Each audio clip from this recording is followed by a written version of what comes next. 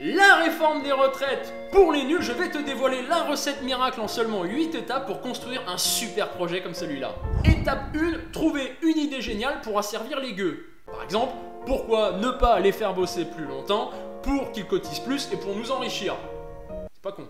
Étape numéro 2, payer des gens pour propager la bonne parole. Par exemple, faire du lobbying plus ou moins discrètement.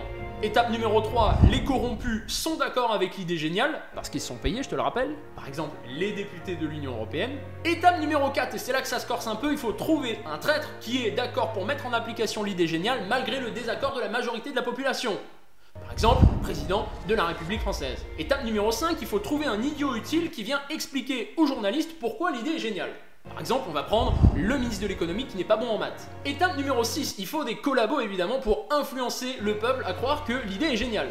Exemple, les journalistes de BFM TV. Étape numéro 7, il faut une majorité de débiles qui se retrouvent dans un amphithéâtre pour voter des lois. Exemple, les députés de l'Assemblée nationale. Et étape numéro 8, et c'est la dernière, félicitations, le projet de loi est voté avec un 49.3.